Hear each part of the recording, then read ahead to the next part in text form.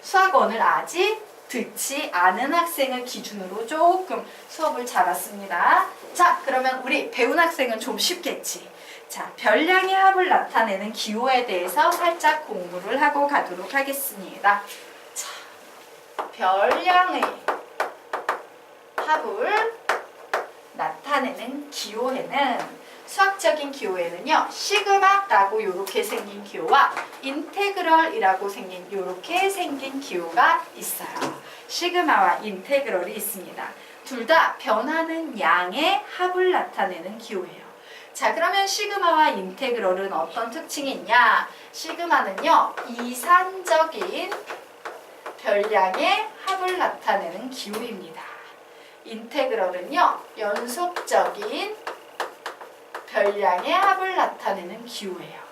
자, 그러면 이산이라는 말의 특징은 뭐냐면 얘의 뜻은 따로 떨어져 있는 이라는 뜻을 가지고 있어요. 이상 가족, 따로따로 남한가북한에 떨어져 있는 가족, 이런 거죠.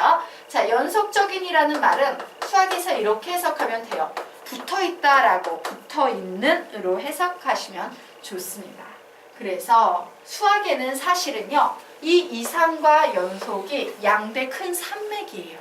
수학적 주제의 큰 산맥입니다.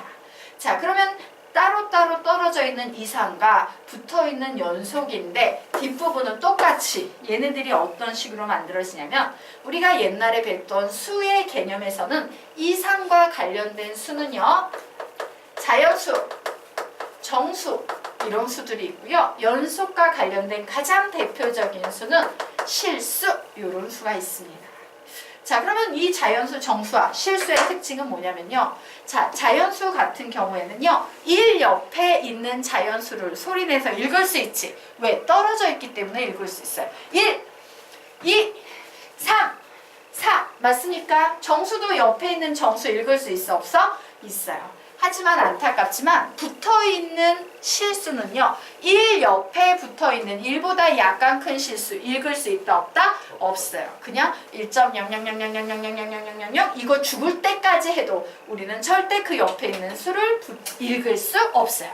이게 바로 붙어있는 애 특징이야. 되겠습니까? 자, 그리고 단원으로 따지자면요, 요 이상과 관련된 단원은 수열이라는 단원으로 발전되고요. 똑같은 개념인데 연속과 관련된 개념은 함수라는 개념으로 발전이 되게 됩니다. 자, 그리고 이 이산적인 자연수나 정수처럼 떨어져 있는 수들을 계속 더하는 스킬을 가진 이 기호를 우리는 시그마라고 부르고요. 연속적으로 붙어있는 수들을 더하는 스킬을 가진 걸 인테그럴이라고 부르게 돼요. 그리고 여러분이 이 확률에서는 나중에 가면 이산 확률 변수, 연속 확률 변수 뭐 이런 것들을 또 배우게 돼요. 되겠습니까? 이처럼 수학은요, 양대 산맥으로 쫙 발전이 됩니다. 우리가 여기에서 관심 있게 볼 개념은 시그마 기호예요. 인테그럴은 나중에 적분이라는 개념에서 여러분이 공부하게 될 겁니다. 자, 그러면 시그마 기호는 어떤 식으로 사용하는 건지 설명을 드리도록 하겠습니다. 자, 시그마 기호 우리 세 줄 한번 읽어보도록 할까? 시작! 시그마 기호로 인해 등차 수열, 등비 수열 이외의 여러 가지 다양한 수열의 합을 손쉽게 구할 수 있게 되었다. 이런 뛰어난 수학적 도구를 만들어준 수학자에게 감사하는 마음으로 시그마를 공부하자예요. 기가 막힌 녀석입니다. 공식 없이요, 시그마의 능력만으로도 우리는 아주 많은 다양한 것들을 해낼 수 있게 됐어. 그래서 학생들은 시그마를 엄청 싫어해. 왜? 그렇게 많은 걸 하고 싶지 않았어, 우린. 근데 그런 걸 해야 돼, 시험에서. 그런 기호야. 자, 그러면 우리 보도록 하자. 자, 시그마 다음에 일반항을 쓰게 되면 수열의 합을 나타낼 수 있다. 무슨 얘기냐면요, 수열에서 SN이라는 것은요, 첫 번째 항부터 n번째 항까지 합했다야. 보통 수열에서 우리는 첫 번째 항을 A1이라고 나타내요. 두 번째 항은 A2, 세 번째 항은 A3. 그래서 계속 더해가서 SN이 된다는 건 A 어디까지 더한다는 얘기다? N까지 더한다라는 얘기예요. 자, 그런데 이 수열의 합을 가만히 봤더니 변하는 수가 있지. 1, 2, 3, n 맞습니까? 이 별량을 우리는 시그마의 합으로 표현할 수 있어요. 자, 시그마는 그러면 어떻게 표현하냐? 이렇게 표현합니다. 와, 여기 보니까 n이 1부터 n까지 변하네 라는 표현을 이렇게 표현하죠. n은 1부터 시작해서 하나씩 커져서 n이 나올 때까지 계속 변할 거야. 그리고 이 변한 모든 녀석을 나는 다 더해버릴 거야요. 즉 무슨 얘기냐? 여러분이 알고 있는 이 무수히 많은 더하기 기호를 응축시켜서 우리는 간단히 시그마라는 기호 하나로 써버리게 된다라는 거예요. 그때 어디에서 어디까지? 1항부터 n번째 항까지 더할 거야 라는 약속을 시그마로 하게 됩니다. 그러면 뒤쪽에는 무엇을 쓰냐? 요 녀석의 일반항, 즉 n번째 항을 우리 일반항이라고 그러죠? 일반항을 이렇게 표현해 주게 돼요. 자, 되겠습니까? 네. 그래서 예를 들면 시그마라는 것은 이런 겁니다. 예를 들어서 선생님이 요게 시그마에 야, 나 3부터 7까지 이렇게 썼어요. 그리고 요 뒤에 3k 플러스 5라고 이렇게 항을 하나 붙여버리면 요 녀석은요, 풀어서 해석을 했을 때 어떤 의미를 가지고 있는 거다? 3 곱하기 3 플러스 5 더하기 3 곱하기 4 플러스 5 더하기 3 곱하기 5 플러스 5 더하기 3 곱하기 6 플러스 5 더하기 3 곱하기 7 플러스 5를 하겠다라는 약속이에요. 뭐부터 대입해서? 3부터 대입해서 어디까지 대입한다? 7까지 대입해서 쭉 더해버리겠다라는 의미야. 자, 그러면 우리 다시 한번 보도록 하겠습니다. 결국 얘하고 얘는 같은 표현이라는 게 눈에 보이십니까? 보이셔야 되겠죠. 맞나요? 예, 계속 1부터 1부터 넣어서 A1 더하기 A2 더하기 A3 더하기 땡땡땡 AN 맞습니까? 자, 그런데 문제가 하나 있습니다. 이 표현에는 어떤 문제가 있냐면 여기에 있는 n은요, 야, n번째 항까지 더할 거야 라는 상수의 n이에요. 맞습니까? 반면에 여기에 있는 이 n들은 어때? 요거 두 개는 계속 변하지. 1 넣었다, 2 넣었다, 3 넣었다, 4 넣었다. 얘는 뭐야? 변수의 개념이에요. 아씨, 하나는 똑같은 문자인데 하나는 상수고 하나는 변수고 이거 헷갈린다. 그래서 수학자들은 이 헷갈리는 걸 막기 위해서 변수를 보통 K로 바꿔서 씁니다. 그래서 K는 1에서 N까지 AK라는 이런 식이 만들어지게 되는 거예요. 자, 여기까지 되셨습니까? 예, 그럼 우린 여기서 선생님 맘대로 이렇게 막 n을 k로 바꿔버리면 문제가 되지 않습니까? 예, 문제가 되지 않습니다. 우리는 그 문제가 되지 않는 걸 이렇게 보통 얘기합니다. 적어놓으세요. 시그마 변수에는 관계없다. 시그마 변수에는 관계없다. 가로 열고 시그마 밑에 있는 것만 변수. 가로 열고 시그마 밑에 있는 것만 변수. 자, 시그마 변수에는 관계없다. 시그마 밑에 있는 것만 변수. 시그마 변수에는 관계없다. 시그마 밑에 있는 것만 변수. 자, 무슨 얘기냐? 설명을 좀 드리도록 하겠습니다. 자, 선생님이요, 여기에 다양한 식을 넣었습니다. 그런데 봐, 구조가 다 똑같은데 변수 자리에 오는 문자만 다 똑같은데 어떤 건 K로 쓰고 어떤 건 N으로 쓰고 어떤 건 J로 쓰고 어떤 건 M으로 쓰고 요 시그마 변수 자리에 오는 변수만 바꿨어요. 자, 그러면 이 변수만 바꿨을 때 얘네들은 차이가 있냐 없냐 풀어냈더니 N 자리에 1부터 대입해서 5까지 대입해서 쭉 더할 거야. 1의 제곱 더하기 2의 제곱 더하기 3의 제곱 더하기 4의 제곱 더하기 5의 제곱 나오네요. 아래 있는 녀석도 K자리 1부터 시작해서 5까지 쭉 대입해서 더할 거야. 1의 제곱 더하기 2의 제곱 더하기 3의 제곱 더하기 4의 제곱 더하기 5의 제곱. 값의 차이가 있다 없다? 없다요. 그래서 시그마 변수는요, 사실 다른 문자로 바뀌어도 아무런 상관이 없어요. 우리는 이런 것을 시그마 변수에는 관계 없다라고 얘기하기 때문에 n을 k로 그냥 바꿔도 무리가 된다 안 된다? 전혀 안 된다. 이렇게 정리해 놓으시면 되겠습니다. 자, 여기까지 되셨습니까? 네. 사실은요, 솔직히 말할게요. 이 시그마의 개념이 우리가 지금부터 배우게 될 이항정리 개념에서 빠졌어요. 옛날엔 다 들어가 있었어. 빠졌어. 그런데 문제는 뭐냐면요. 여러분이 지금 이 확률과 통계를 택할 때 얘네들이 수요를 안 배운 상태에서 확통을 택할 수도 있지, 이런 마인드에서 빼먹은 거야. 하지만 수능 시험을 볼 때는 여러분이 시그마도 배운 상태고 이항정리도 배운 상태면 시그마와 이항정리의 개념이 결합이 돼서 만들어질 수 있을까 없을까? 있어요. 그리고 상급 문제에선 전부 그렇게 만들어져서 나올 거기 때문에 선생님이 되게 그냥 중급 수준의 기본으로만 설명을 할 수도 있지만 조금 더 깊이 있게 설명을 하기 위해서 여러분이 실제 문제를 풀면 없을 거예요. 문제가.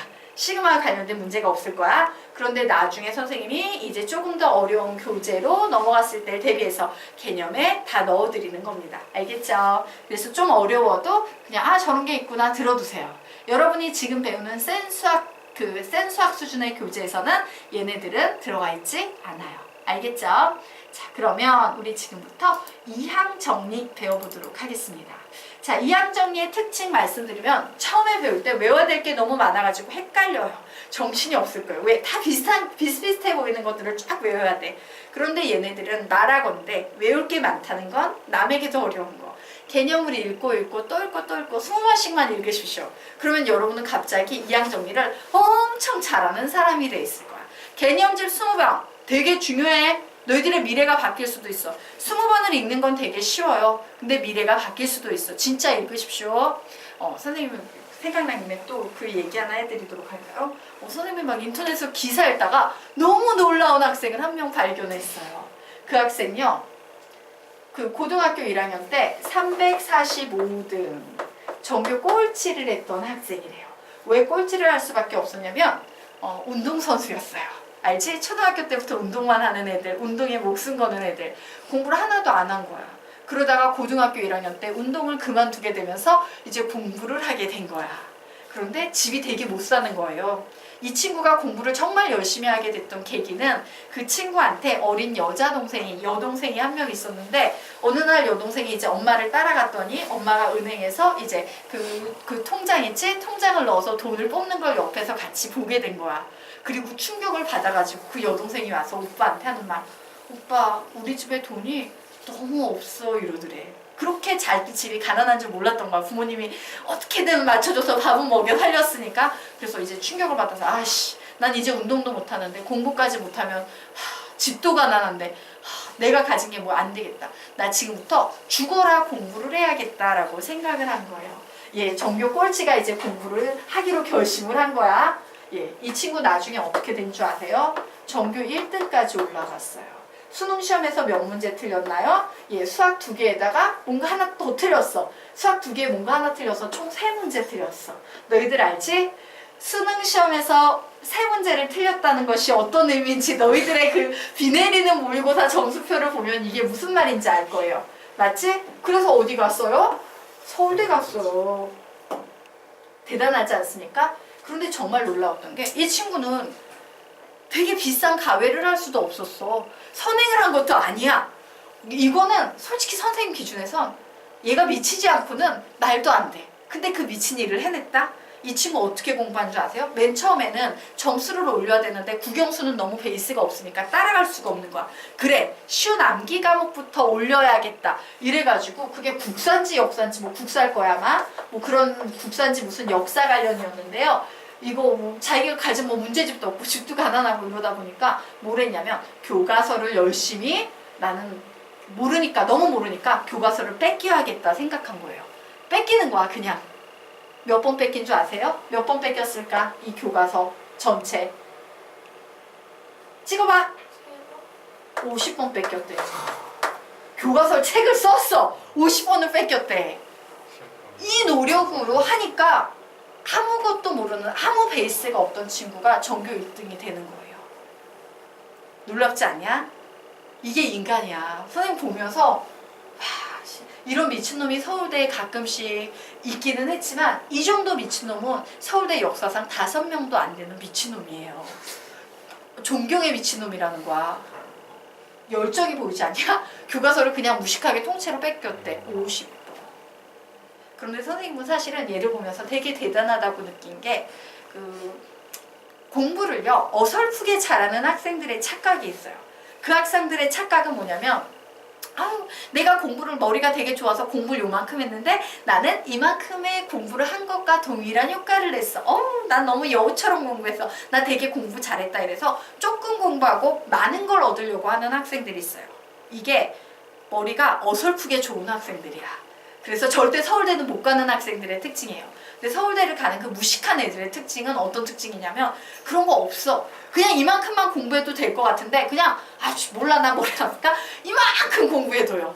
이만큼 공부해두고 나서 난 이만큼 공부해도 되는데 이만큼 공부했으니까 못해도 이만큼은 차지. 맞습니까? 그래서 성적을 올리는 게 서울대들의 특징이야. 선생님이 하는 말이 있어요. 선생님 공부 엄청 잘했지. 막 너희들의 그 로망 아니겠어? 서울대, 연대, 고대, 예과. 사람들이 생각하는 거 모두 다 붙고 막 장학금 받고 막 오래 받고 공부에 관해서는 거의 타의 추종을 불허하는 선생님임에도 불구하고 선생님이 항상 습관적으로 하는 말이 있어요. 저 머리 별로 안 좋아요. 들어온 적 없니 선생님한테? 선생님 별로 머리 안 좋다고 얘기해요. 항상 딴 데 가면 막 뭔가를 배우는 데 가면은 정말 미친 듯이 정말 미친 듯이 공부를 해요. 막 필기를 막 미친 듯이 해. 난 잘 못 알아들으니까 머리도 나쁘고 알아들은 것도 없고 막 이러니까 막 필기를 해요. 그러면 선생님에 대해서 전혀 모르는 사람들이 처음에 선생님을 되게 무시해. 뭐 이런 걸 그런 걸 다 적고 그러세요. 그냥 들으면 다 이해가 되는 거 아닌가? 막 이래. 그럼 선생님은 제가 머리가 나빠서요. 안 적으면 복습을 안 하면 하나도 기억이 안 나요. 막 공부를 하는 거야. 그럼 사람들이 처음엔 막 무시한다. 글씨도 되게 드럽게 못 쓰고 글씨 못 써요 선생님. 뭐 필기도 개판으로 하는데 혼자서 막 미친 듯이 공부하는 저 분위기. 머리 진짜 나쁜가 보다 저 아줌마. 뭐 이렇게 얘기를 해요. 그리고 이제 나중에 시험 보면 선생님 혼자 다 맞지. 그럼 이제 사람들이 그때 저 아줌마 머리 되게 나쁜데 공부 되게 열심히 했나 봐. 이러다가 이제 나중에 이렇게 친해지면 좀 알게 되는 거지. 서울대 나왔어요. 이렇게 되면 갑자기 사람들이 막 처음에 그 개무시하던 사람들이 그렇지 뭔가 달랐어. 갑자기 뭐 이런 분위기로 가는 거야. 알겠습니까? 근데 중요한 건 뭐야? 남들 보기에 지독하게 이런 미친놈 이란 말이 나왔기 때문에 얘는 미친 성적 상승을 가져낼 수 있었다는 거야. 되겠습니까? 미친놈 정도까지 공부하십시오. 특히요 고등학교 1학년 학생들한테 이번 겨울은 되게 중요해요. 인생 역전의 기회가 중학교 때 솔직히 말하면 중학교 때 인생 역전의 기회가 한 번 있지. 중학교 때 선행을 엄청 많이 해서 한 문제집 70건 풀고 가면 인생이 역전돼요. 그때 한 번 만들어지고 고등학교 때 이건 사실은 자사고나 특목고 애들은 인생 역전이 일어나지 않아요. 상위권이 너무 많아서. 근데 여러분처럼 일반고에 있는 학생들한테 인생 역전의 기회가 발생해. 무슨 과목에서? 다른 과목에서 아니에요. 수학에서 발생해요. 그리고 지금 여러분의 그 수학 원이라는 과정은 되게 훌륭한 과정이야. 인생을 역전시키기에 있어서. 되겠습니까? 어려운 과정이라는 거예요. 수학 원이. 알겠습니까? 그래서 선생님이 왜 이 얘기를 계속 강조하냐면 선생님 많이 봤어요. 그런 학생들 고등학교 1학년 때까지 성적 더럽게 안 나오다가 어느 정도 지독하게 안 나오다가 선생님이 가르쳤던 학생 중에 권부혁 권부혁이지? 잊지도 못해. 선생님 이름 솔직히 기억이 안 나. 가물가물해요. 학생들 이름 막 서울대 간 친구도 그 친구 이름이 뭐였더라 만천 생각하면 기억이 어디선가 막 가까스로 얘가 누구였어요 막 이러고선 이제 이름이 나오는데 얘 서울대를 못 갔음에도 불구하고 기억을 하는 게요. 권부혁이라는 친구가 있었어요. 고등학교 1학년 때요. 영어 경시대회를 나가던 친구야. 머리 좋지? 근데 수학 점수는 제일 못 맞은 게 15점, 제일 잘 맞은 게 24점, 8등급이 나오던 친구였어요. 영어 천재 수학 바보로 불리던 친구였어. 이 친구요. 언제 왔냐면 기말고사 끝나고 온 거야. 12월달 기말고사 끝나고 선생님을 찾아온 거예요. 그래 얼마나 갑갑해. 나보고 이런 점수를 가르치래. 선생님 처음에 되게 어이없었어. 이건 너무 안 돼 있잖아? 수학상도 안 돼 있고 하도 안 돼 있고 너 수학상 안 하면 선생님 못 가르쳐 라고 했더니 이제 전 선생님의 모든 수업을 다 들을 것입니다 이러는 거예요. 이 친구가 그래서 그때 겨울방학 때 선생님이 5개를 오픈했는데 5개의 수학 수업을 다 들었어요. 고1 과정, 고2 과정 다 들었어요. 그럼 수업을 그때는 학원이었거든? 하루에 1시간씩 했어. 그럼 하루에 5시간 수학 수업을 듣지. 맞아? 그리고 나서 수학 문제만 푸는 거야. 미친 듯이. 근데 너무 열심히 하는 거야. 겨울인데 그 추운데 땀을 흘리면서 공부를 해. 땀이 나는 거야. 그래서 물어봤어요. 야, 넌 도대체 하루에 수학을 몇 시간 하니? 이러니까 선생님 저 하루에 14시간 수학합니다. 수학만 합니다. 이러는 거야. 14시간. 그래서 선생님이 인정! 이랬거든. 와, 이 녀석 오 우습게 봤는데 이 녀석도 미쳤네? 이렇게 생각을 한 거지. 이 친구 어떻게 됐냐면요. 3월달 모의고사 했지. 2등급 나왔어요. 그리고 나서 6월인가 그때 모의고사 했지. 맞아? 6월달 모의고사에서 1등급 올랐어요.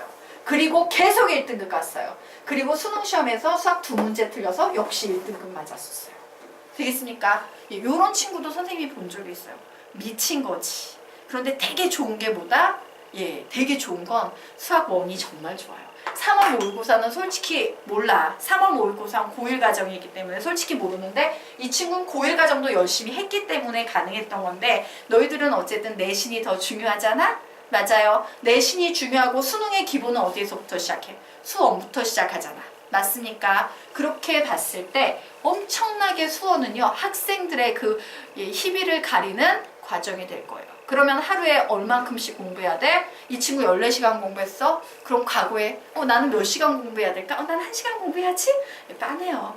아무것도 안 돼. 알겠습니까? 몇 시간 공부할지 판단을 내리란 얘기야. 알겠지? 몰아치기로 공부하는 것도 이 친구 보면서 알았어요. 가능해요. 5과정씩 들으니까 겨울방학 동안요. 고1, 고2 과정을 다 배워요. 뭔 말 맞지? 그렇게 왜 12월 달부터 배웠잖아. 12월, 1월, 2월 3개월을 배웠잖아. 5개의 수업을. 그러니까는 그 3개월이면 한 학기가 끝나잖아. 근데 5개를 배웠어. 그러니까 다 되는 거야. 한 과정 들었는데 3개월 들으니까 수학 3 끝났고 수학 4 끝났고 수학 1 끝나고 수학 2 끝나고 거기에다가 이제 뭐 확률 같은 게 이런 것까지 끝나고. 그래서 그 3개월 동안 진짜 아작을 냈던 그런 친구도 봤는데 하루에 14시간. 근데 솔직히 말하면 선생님도 그렇게 못해요. 수학만 14시간은 미친 거야. 근데 그걸 해내는 애들도 있더라는 거야. 알겠지? 그럼 너희도 당연히 할 수 있어. 얘는 그래도 역사 50번보다는 낫잖아. 그래서 얘가 서울대 못 갔나 봐. 역사 50번 안 써서. 알겠어? 그래서 미치십시오. 어떻게? 가장 지독하고 무식한 방법으로 미치시기 바랍니다. 자, 그러면 우리가 지금부터 이항 정리에 대한 개념을 좀 기초를 잡아드리도록 하겠습니다. 자, 보도록 할게요. 자, 말 그대로 이항 정리 되겠습니다. 자, 여기 항이 몇 개가 보입니까? 2개의 항이 보이지. 맞아요? 그래서 이항이야, 이항. 3개 항이 보이면 3항, 여러 개 항이 보면 다항이 되는 건데 쟤는 항이 2개야. 뭐 더하기 뭐 2항이에요. 이와 같이 이항의 n제곱근에 대한 내용이 이항 정리라는 개념이에요. 그래서 a 플러스 b의 n제곱이라는 것은 a 플러스 b라는 녀석이 총 n개가 곱해져 있구나 라고 생각할 수 있겠죠. 맞습니까? 자, 그래서 이 녀석 같은 경우는 만약에 내가 A를 최고차항의 기준으로 삼으면 모두 다 A를 뽑아내면 최고차항은 뭐가 돼? A의 n제곱이 될 거야. 그거보다 좀 작은 항은 A의 n-1제곱 B항이 될 거야. 그거보다 작은 항은 A의 n-2제곱 B의 제곱 요런 항이 나올 거예요. 자, 그래서 선생님이 와 A n제곱의 개수는 B라는 문자를 몇 개 택하는 거야? A n제곱이 나왔다는 건 B를 0개 택한 경우구나. 아, 그러므로 B를 0개 택했는데 총 n개에서 0개를 택했으니까 nC 0이라고 개수를 표현할 수 있겠구나. 그럼 A의 n-1 B의 개수, A의 n-1제곱 B의 개수는 B를 몇 개 택하는 방법의 수다? 1개 택하는 방법의 수다야. 이 많은 녀석 중에 1개만 택하면 되니까 뭐가 되겠다? nC 1이 되는 거예요. 되겠습니까? 자, 이런 식으로 계속 진행했을 때 A의 n-r제곱 B의 r제곱의 개수는 B를 몇 개 택하는 방법이다? r개 택하는 방법이고 이때의 개수는 뭐가 되겠다? nC r이 되겠다. 자, 결국에 계속 진행시켜서 B의 n제곱의 개수는 B를 몇 개 택하는 방법의 수다? n개 택하는 방법의 수로 개수를 뭐라고 쓸 수 있다? nC n이라고 쓸 수 있다요. 즉, 선생님은 여기에 이 n차에 대한 이항을요 쫙 전개할 수 있는 힘이 생긴 거예요. 왜? 개수를 알고 있기 때문에. 그래서 이렇게 쓰겠습니다. 첫 번째 nC 0이야. 이때는 A의 n제곱의 개수였어. 더하기. 자, nC 1이야. A의 n-1제곱 B의 개수였어. nC 2야. A의 n-2제곱 B의 제곱의 개수였어 라고 이런 식으로 계속 진행할 수 있다 없다? 있다. 그래서 이제 R번째가 되면 NCR에 A의 n-R제곱 B의 R제곱 이렇게 쓸 수 있을 거고요. 다시 계속 열심히 진행시키면 NCN에 B의 N제곱이라고 이렇게 쓸 수 있을 겁니다. 자, 여기까지가 사실은 우리가 지금 배우는 교육과정에 들어가 있는 내용인데 이 녀석을 가만히 보세요. 와, 일정한 규칙성이 느껴지는 수의 합이야 라는 게 느껴지지? 그러므로 우리는 얘를 시그마를 이용해서 표현할 수 있을까 없을까? 있을 거예요. 자, 시그마를 이용해서 표현했을 때 얘를요 일반항의 기준으로 삼으면 여기 보는 n은 그냥 항상 n이지만 이 r 자리가 0에서 n까지 바뀌고 있지. 와우. r은 0에서 n까지 바뀌고 있어. 그리고 요 시그마 뒤에 들어올 수 있는 수는 뭐가 되겠다? NCR의 A의 n-R제곱 B의 R제곱이라는 요 일반항만 집어넣으면 모든 항을 다 대표할 수 있겠지. 맞습니까? 네. 그래서 여기까지 정리되셨죠? 되겠습니까? 그래서 여러분이 기억해야 되는 내용은 뭐냐면요. 보십시오. 여기에 이 간단한 표현 있지? 이 간단한 표현과 여기에 보이는 이 더러운 표현 있지? 이 더러운 표현과 다시 여기에 보이는 이 간단한 표현 있지? 이 간단한 표현 있지? 이거 세 개가 모두 똑같은 얘기다. 다른 얘기다. 똑같은 얘기다요. 그러면 이 중에 시험은 항상 어디에서 출제되겠어? 더러운 애를 가지고 나오게 되는 거야. 그럼 이 더러운 애를 보면서 우리는 어떻게? 이렇게 간단한 꼴로 바꿀 수 있는 힘이 있어야 된다는 얘기예요. 맞습니까? 자, 그래서 우리요 이렇게 적어 놓도록 하겠습니다. 세 개는 모두 같은 표현이다 라는 걸 암기하셔야 돼요. 되겠죠? 자, 그리고 예, 여기까지 정리되셨습니까? 네, 나머지는 그 밑에 정리하도록 하겠습니다. 자, 지워도 되죠?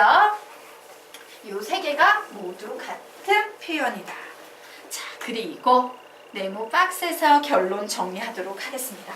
자, 우리가 방금 전에 외운 녀석 다시 한번 쫙 적어보도록 하겠다. 불러 시작! A 플러스 B의 N제곱은 NC0 A의 N제곱 플러스 NC1 A의 N-1 B 플러스 NC2 A의 N-2제곱 B의 제곱 플러스 땡땡땡 플러스 NCR A의 N-R제곱 B의 R제곱 플러스 땡땡땡 플러스 NCN A의 BN이죠. B의 N제곱 이렇게 쓰시면 되겠죠. 자, 그리고 이 녀석을요. 시그마를 이용해서 표현하는 방법은 어떻게 되겠다. 시작! R은 0에서 N까지 NCR A의 N-R제곱 B의 R제곱 요 세 개가 모두 같은 표현이고 자, 요게 이렇게 화살표 여기에 요렇게 화살표 자, 화살표 치시고 중간에 이렇게 적어 놓으세요. 이 방향으로 바꾸는 문제가 종종 나온다 라고 이렇게 정리해 두시면 돼요. 자, 이 방향으로 바꾸는 문제가 종종 나온다. 자, 어쨌든 우리는 여기에 얘는 이 세 개의 표현은 모두 같은 표현이에요 라는 요 개념 있죠? 우리는 요 녀석을 A 플러스 B의 N제곱에 대한 이항정리라고 부르게 되는 거예요. 이항정리라는 이론이다. 뭐가? 위에 있는 녀석이 모두 다 같은 표현이라는 것이. 자, 그리고 여기에서 이 많은 항 중에 바로 요 항이죠. 자, NCR의 A의 N-R제곱 B의 R제곱이라는 요 녀석을 우리는 일반항이라고 부릅니다. 얘를 일반항이라고 부른다요. 자, 그리고 각 항의 개수. 자, 어떤 녀석? NC0, NC1, 땡땡땡 요렇게 진행이 돼서 NCR, 땡땡땡, NCN 요런 녀석 있죠? 요 녀석을 이항 개수라고 합니다. 얘를 이항 개수라고 부른다예요. 되겠습니까? 이것이 이항 정리의 전부예요. 쉬워요? 어려워요? 쉽지? 그러면 여러분은 뭘 해야 돼? 이 위에 있는 거 외워야 돼? 안 외워야 돼? 외워야 되지. 근데 외울 수 있겠어? 없겠어? 있어요. 별로 어렵지 않죠? 규칙성이 있기 때문에. 되겠습니까? 잘 외우셔야 합니다. 자, 그러면 우리요 이제 다음으로 넘어가서 이제 이 이항 정리가 어떤 식으로 문제에 이용되는지 살펴보도록 하겠습니다. 자, 보도록 할게요. 자, 선생님이요.